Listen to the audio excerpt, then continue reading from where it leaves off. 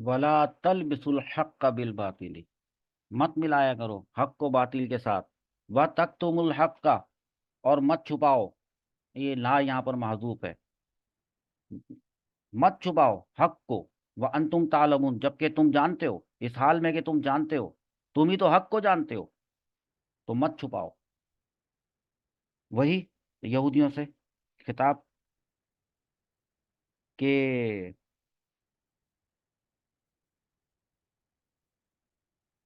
یہودیوں کے علماء جو ہیں وہ اپنی تورات میں سے یا تو احکامات کو ظاہر ہی نہیں کرتے تھے، یا ملاوٹ کر کے ظاہر کرتے تھے، تو ان دونوں کاموں سے ان کو منع کر دیا کہ مت چھپاؤ اور نہ ملاؤ، جبکہ تم جانتے ہو، وہ انتم تعلمون، اور جان بوجھ کر ایسی حرکت نہ کرو،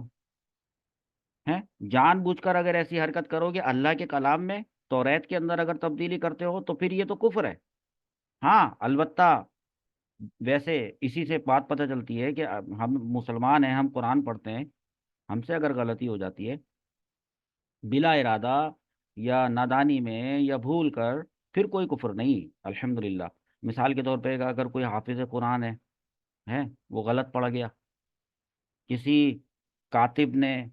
یا ٹائپسٹ نے یا کمپوزر نے نادانی سے آیت ہی غلط لکھ دی، کسی شخص نے لا علمی سے یا بے علمی سے آیت کا کوئی اور دوسرا مطلب سمجھ لیا، یا کسی مجتہد سے آیت سے مسئلہ نکالنے میں غلطی ہو گئی ہے، تو تب یہ بات نہیں ہے، یہ سب اس حکم سے خارج ہیں، اللہ کا شکر ہے، اور اللہ کا لاکھ لاکھ شکر ہے کہ قرآن مجید میں تو تبدیلی ہو سکتی ہی نہیں ہے، اور نہ ہو سکی، نہ ہوئی ہے، نہ ہوگی۔ اور قرآن وہ ایک سورج ہے جو چھپایا نہیں جا سکتا،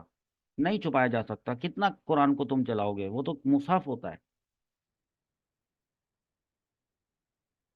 اللہ تعالیٰ نے قرآن کی حفاظت، الفاظ الفاظ قرآن کی حفاظت کے لیے جو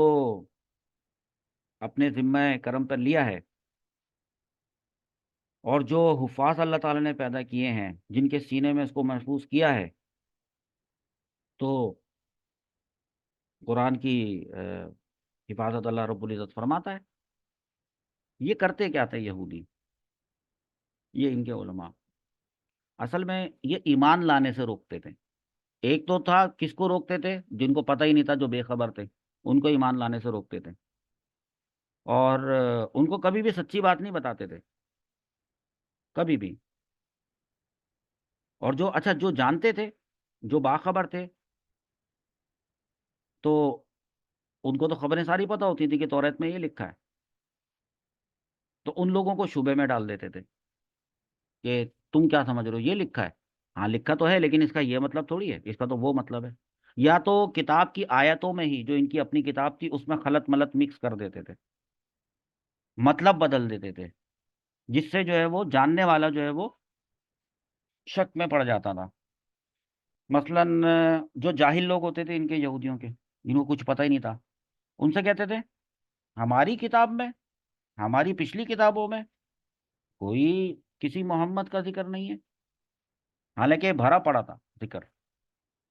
صلی اللہ علیہ وسلم۔ اچھا جو جانتے تھے کہ ذکر تو ہے، ذکر تو بہت ہے، ان سے کیا کہتے تھے، ان سے کہتے تھے جب وہ پوچھتے تھے بھائی توریت میں تو ذکر ہے نبی کا، حضرت محمد صلی اللہ تعالیٰ علیہ وآلہ وسلم کا،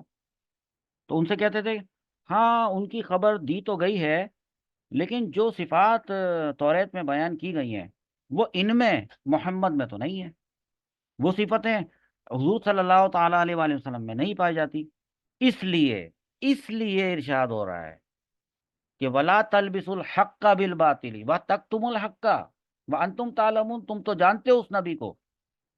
ارشاد ہو رہا ہے کہ اے بنی اسرائیل یہ دونوں حرکتیں چھوڑ دو، نہ تو حق کو باطل کو ملاؤ، نہ حق کو چھپاؤ، اور تمہارا جان بوجھ کر یہ دونوں حرکتیں کرنا اور بھی زیادہ خطرناک ہے۔